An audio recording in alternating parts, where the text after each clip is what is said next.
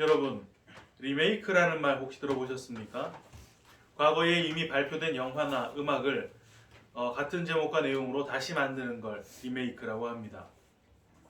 시대적 상황이나 출연진들의 특징을 고려해서 어느 정도의 각색이 있을 수는 있지만 노래의 경우 가수의 음색이나 톤에 따라 약간의 편곡이 될 수는 있지만 기본적으로 원작의 내용이나 그 멜로디 라인 같은 것들이 유지되어야 리메이크라고 한다 그래요. 리메이크를 하는 가장 큰 이유는 이미 어느 정도의 검증이 된 소재이기 때문에 전혀 새로운 시도를 하는 것에 비해 실패할 확률이 낮고 또 준비하는 과정이 비교적 용이하기 때문이라고 합니다. 하지만 그저 원작을 베끼는 수준의 리메이크라면 식상하고 지루할 수밖에 없겠죠. 어차피 내용을 다 알고 보는 것이나 마찬가지인데 새로운 감성을 입혀 새롭게 작업이 되지 않으면 결국 관객의 외면을 받게 된다고 합니다. 하지만 새로움을 추구하느라 원작 자체의 내용이나 구성이 다 깨져버린다면 그건 리메이크가 아니라 기존 작품의 일부를 표절한 다른 작품일 수밖에 없겠지요. 그러니까 리메이크 작품의 핵심은 같은 결말을 어떻게 새로운 분위기로 풀어내는가, 그래서 과거의 이야기가 어떻게 현재를 살아가는 사람들의 공감을 이끌어내게 되는가에 달려있다고 해도 과언이 아닐 것입니다. 지난 시간 우리는 뱀같이 지혜롭고 비둘기같이 순결하라 라고 하신 말씀을 함께 나눴습니다. 그 말씀은 전도를 하러 나갔을 때 뱀같이 완악하고 교활한 세상을 대할 때 어리숙하게 휘둘리지 않도록 지혜롭게 복음을 전파하고 그 지혜를 발휘할 때 세상처럼 또 교활해서는 안 되니까 순결을 덧붙이신 그런 내용이 아니었죠. 뱀의 지혜란 것은 선과 악을 구별할 수 있는 기준, 그 율법을 인간의 손에 건네준 것이었습니다. 그 율법이 실제 아담과 하와에게 건네졌을 때 그 율법은 즉시 그 목적을 달성했지요. 율법의 목적 뭐였습니까? 죄를 깨닫게 되는 것, 내가 죄인임을 발견하게 되는 것이었잖아요. 그리고 그렇게 뱀의 지혜인 율법을 통해 내가 죄인임을 깨닫게 되었다면 그때 선과 악을 구분하는 두 갈래로 갈라진 마음, 율법의 그 마음을 사랑이라고 하는 한 마음이 되게 하는 것, 그게 바로 비둘기의 순결이었습니다. 순결이 깔끔하고 깨끗한 거, 이런 거 말하는 거 아니라 그랬지요. 순결은 뭐였습니까? 통일된 것, 하나가 된 것, 그게 순결이었잖아요. 그런데 왜 하필 비둘기의 순결이라 그랬을까요? 죄인인 나는 한 마음이라고 하는 그 순결을 만들어낼 수 없는 존재인데 성령이 내게 들어와서 그 불가능했던 한 마음을 이루어 주신 것이기 때문에 그걸 비둘기의 순결이라고 한다라고 한 것까지 확인을 했습니다. 지난주엔 시간상 생략을 했던 부분이 있는데 야고보가 동일한 내용을 확인해 준 부분이 있지요. 야고보서 4장 8절 하나님을 가까이 하라 그리하면 너희를 가까이 하시리라 죄인들아 손을 깨끗이 하라 두 마음을 품은 자들아 마음을 성결하게 하라. 두 마음, 둘로 갈라진 마음, 그 두 마음이 깨끗하지 않은 마음이라고 하는 것이잖아요. 그 두 마음을 그럼 해결하는 방법은 당연히 마음이 하나가 되는 것일 텐데 그렇게 하나가 된 마음이 성결한 마음인 거야 라고 야고보가 확인을 해주고 있는 것입니다. 오늘 우리는 지난주에 이어서 17절부터 18절까지를 본문으로 읽었는데요. 마치 전도의 실제 세부 전략처럼 보이는 내용이 계속 연결이 되고 있습니다. 오늘 내용에는 특별히 주님의 재림의 시기를 예측할 수 있는 단서처럼 보이는 구절이 있죠. 바로 23절 하반절인데 제가 그 부분만 다시 한번 읽어드리겠습니다. 이스라엘의 모든 동네를 다 다니지 못하여서 인자가 오리라. 특별히 세대주의적 종말론자들이 그들의 말세에 대한 주장을 뒷받침하기 위해 많이 끌어다 쓰고 있는 구절이에요. 우리가 열심히 전도를 하다 보면 전 세계가 복음화가 될 것이고 그렇게 세계로 뻗어나간 복음이 마침내 최종 전도 지역인 이스라엘. 왜 이스라엘을 최종 전도 지역이라고 했습니까? 일부 유대인들을 제외하면 여전히 유대인들의 대부분은 유대교를 믿으면서 예수님을 받아들이지 않고 있기 때문이고 이스라엘을 그렇기 때문에 최종 전도 지역으로 보는 것이죠. 그렇게 유대인들에게 복음이 전파되기 시작하면 이스라엘의 모든 곳에 복음이 다 전파되기 전에 주님께서 구름을 타고 재림하실 것이다. 이런 식의 주장을 하는 것입니다. 하지만 그건 성경이 쓰여진 목적과 정반대의 방식으로 성경을 보고 있는 거예요. 성경을 주신 목적이 뭡니까? 하나님께서 하나님 당신을 우리 인간들에게 계시하기 위해 주신 것이잖아요. 쉽게 말해 인간들이 하나님을 좀 알으라고 주셨던 게 바로 성경이란 말입니다. 애당초 천지 만물을 지으셨던 목적도 그걸 통해 하나님을 알라고 한 것이었지요. 로마서 1장 19절 20절. 이는 하나님을 알만한 것이 그들 속에 보임이라. 하나님께서 이를 그들에게 보이셨느니라. 창세로부터 그의 보이지 아니하는 것들 곧 그의 영원하신 능력과 신성이 그가 만드신 만물에 분명히 보여 알려졌나니 그러므로 그들이 핑계하지 못할지니라. 빛을 보면서 참 빛이신 하나님이 계시구나. 햇빛을 쬐는 만물들이 막 소성하는 걸 보면서 하나님은 참 생명이시로구나. 이렇게 깨달으라고 만물을 줬는데 그 만물을 껴안고 그걸 활용해서 좀 더 효율적으로 좀 더 높아지고 좀 더 강해지려고만 했던 게 인간들이었단 말입니다. 그런 인간들에게 하나님은 계명이란 걸 주셨죠. 왜? 똑같이 계명 안에 숨겨진 하나님을 발견하고 그 하나님을 좀 알라고. 어떤 하나님이신데요? 사랑이신 하나님이지 않습니까? 마태복음 22장 37절부터 제가 읽어드립니다. 예수께서 이르시되 네 마음을 다하고 목숨을 다하고 뜻을 다하여 주 너의 하나님을 사랑하라 하셨으니 이것이 크고 첫째 되는 계명이요 둘째도 그와 같으니 내 이웃을 내 자신같이 사랑하라 하셨으니 이 두 계명이 온 율법과 선지자의 강령이니라. 율법은 다름 아닌 사랑이었다는 말입니다. 그런데 그 사랑이신 하나님을 발견하지 못하고 주구장창 율법을 지켜내려는 노력을 하면서 뿌듯해하기만 했었죠. 그런 인간들인데도 그냥 멸망시키지 않으시고 이번에는 말씀을 아예 보내주셨어요. 이게 뭐였습니까? 말씀이 육신이 되어 오신 예수님이었지요. 그 예수님 역시 사랑이신 하나님을 담고 계셨습니다. 하지만 그럼에도 인간들은 그 예수 안에 있는 사랑의 하나님을 발견하지 못했어요. 그래서 그 예수를 십자가에 못 박아 죽여버렸습니다. 왜 그랬습니까?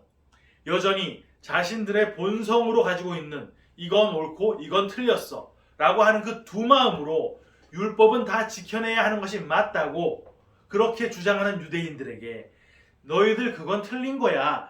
율법의 참뜻은 사랑이야. 너희들이 율법 지키는 건 다 기각당하는 거야. 이렇게 주님이 말씀하셨는데 유대인들의 입장에서는 그게 틀린 것이로군요. 그래서 그 틀린 말을 하는 예수님을 십자가에 못 박아 죽였던 것입니다. 그런데 주님이 부활하시고 승천하신 후 무슨 수를 써도 못 알아먹고 자기네들 소견에 옳은 대로만 행하던 그 인간들이 마침내 한 마음이 되었습니다. 어떻게 해요? 성령이 오셨거든요.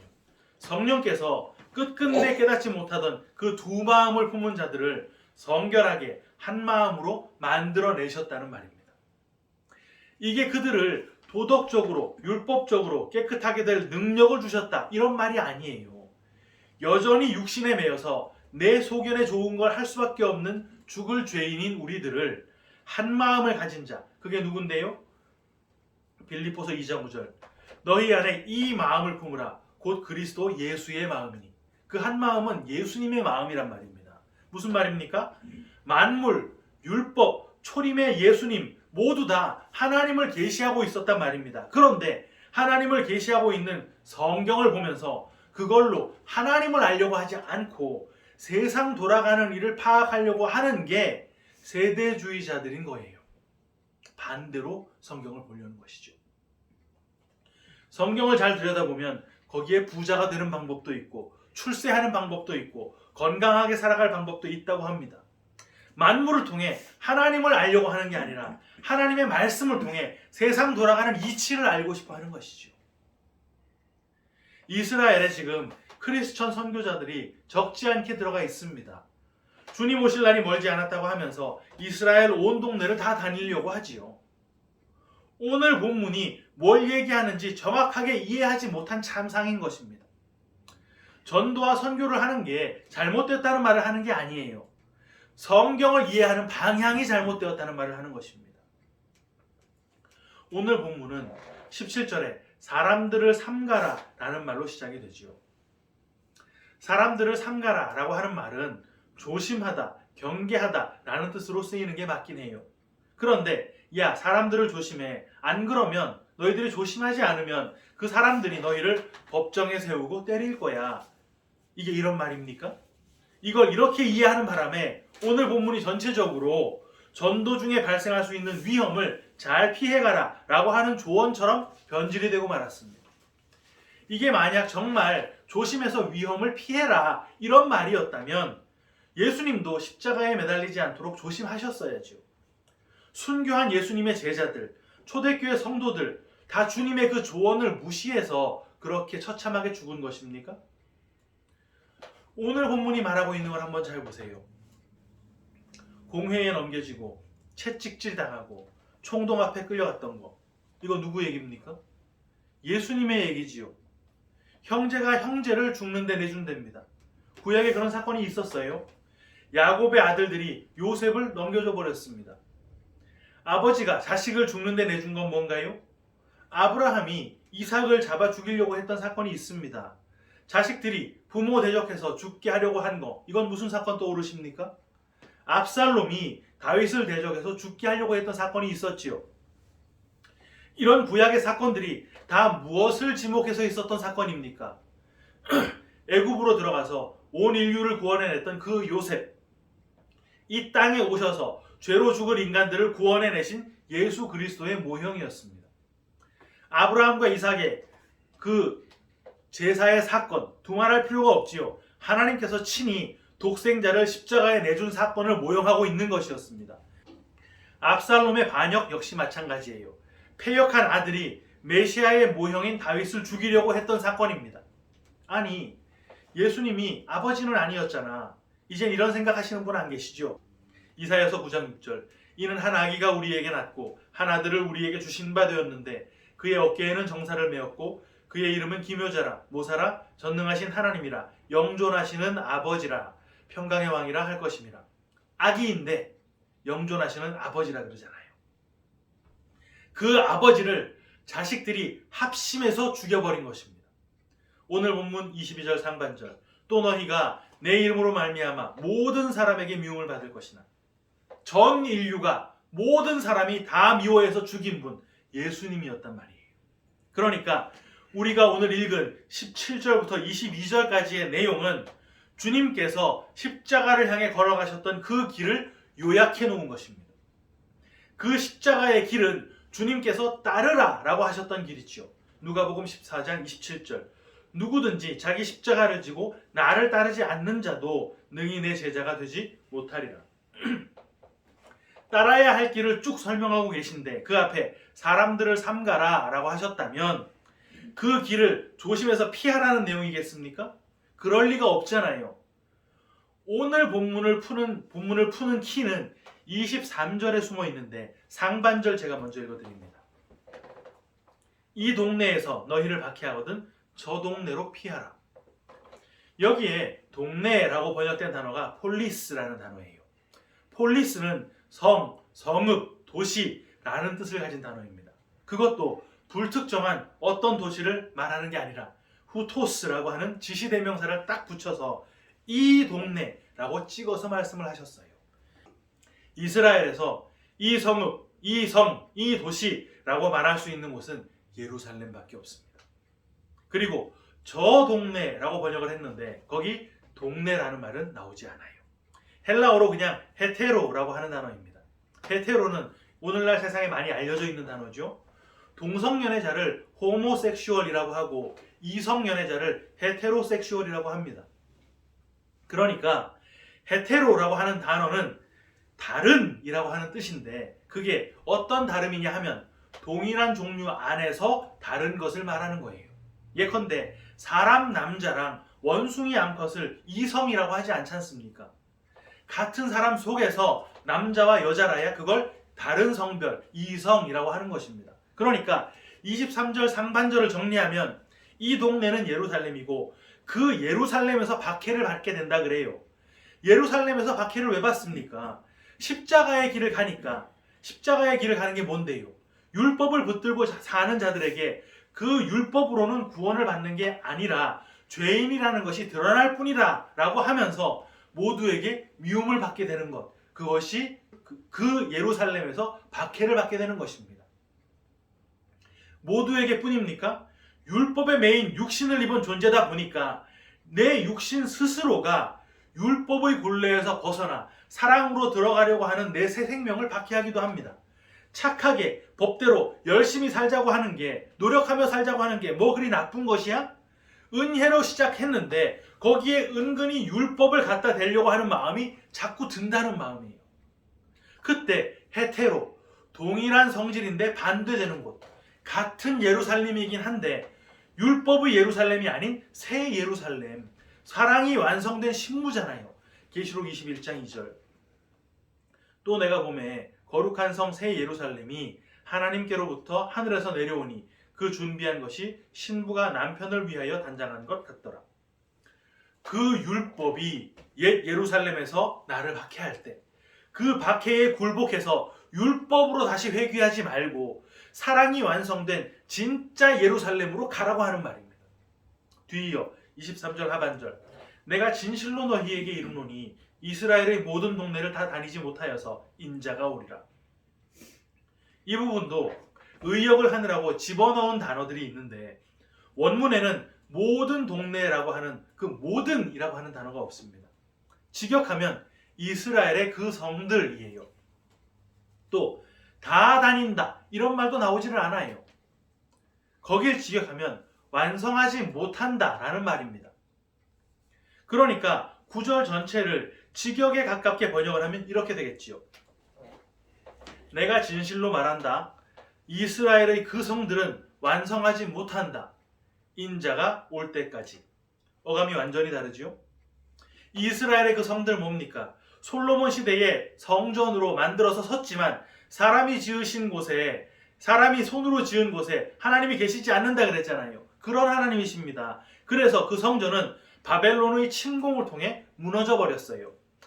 느헤미야 때 다시 수룹바벨 성전으로 재건이 되고 헤롯 왕이 그걸 더 증축하기까지 했지만 결국 주후 70년경에 완전히 파멸되어 버리고 말았지요. 그 성들로는, 다른 말로 율법으로는 완성이 되지 않는다는 말입니다. 그 완성이라고 하는 말이 헬라어로 텔레오라는 단어인데 우리 지난주에 봤었지요. 그 완성은 주님이 십자가 위에서 다 이루었다라고 하셨을 때 정말 완성이 된 것입니다. 이걸 우리가 열심히 전도해서 이스라엘 안에 있는 모든 동네를 다 돌아다니기만 하면 그거 다 돌기 전에 예수님이 재림하신다. 이런 식으로 이해하는 게 여러분 말이 됩니까? 예루살렘 성들은 완성할 수 없어. 인자가 올 때까지. 다시 말하면 뭐예요? 인자가 오면 그 예루살렘 성들이 비로소 완성이 된다는 말을 하는 것입니다. 완성되는 게 뭔데요? 헤테로, 동일한 예루살렘인데 율법과 반대되는 그 예루살렘, 새 예루살렘, 성도들이 신부로 완성이 된다는 말을 하는 것입니다. 그리고는 제자나 종은 선생이나 상전보다 높지 못하다. 제자가 선생 같고 종이 상전 같으면 족하다라는 말씀을 덧붙이시지요. 여기에 족하다라는 말은 충분하다라는 말입니다. 이게 선생이나 상전처럼 높아지라라고 하는 말을 하는 게 아니에요. 제자의 길을 가는 성도들은 선생이며 상전이신 예수님의 길, 그 길 뭐예요? 십자가의 길. 그 십자가의 길을 가는 거 피할 수 없다는 말을 하는 것입니다. 왜? 주인도 바알세불이라고 그랬는데 제자들은 오죽하겠어요. 그래서 주님의 제자들이 다 그렇게 순교를 했던 것입니다. 초대교회 사람들도 다 그렇게 재산, 지위, 명예 다 털려나가고 짐승에게 찢겨 죽거나 카타콤에서 햇빛 한번 제대로 보지 못하고 다 죽어나갔던 거예요. 성도들은 단 한 명의 예외도 없이 이 땅에서 그렇게 순교를 하는 것입니다. 아니, 요즘 시대에 무슨 순교야? 그렇습니까? 돈 싸들고 오지에 나가서 거기서 선교 막 하다가 야만인들에게 잡혀 죽는 거, 그런 것만 순교를 말하는 게 아니에요. 자기 부인이 되는 과정, 믿음 안에서 내 스스로가 부인되어가는 전 과정을 순교라고 하는 것입니다. 사랑하는 키퍼스 처치 성도 여러분, 걱정되십니까? 걱정할 필요가 없습니다. 이미 그 길은 주님께서 홀로 다 걸어가셨던 길이고 이미 승리까지 확정지어 놓은 길이에요. 우리는 주님께서 가셨던 그 길을 그대로 따라가는 것일 뿐입니다. 시대와 환경이 다를 뿐, 배경이 다를 뿐, 그 십자가의 길을 리메이크해서 나가면 된다는 말입니다. 그 길 끝에 십자가가 있는 것이고 그 십자가 뒤에 부활이라고 하는 완성이 있는 거예요. 우리는 거기서 주님이 나를 통해 친히 일하시는 걸 목격하면서 증인이 되면 되는 것입니다. 율법의 굴레를 끊고 새 예루살렘을 향해 가는 그 발걸음, 주님의 십자가가 우리 인생 속에서 리메이크되는 그 과정을 오늘도 계속 이어나가는 우리 모두가 다 되길 주님의 이름으로 축복하며 축원합니다. 아멘.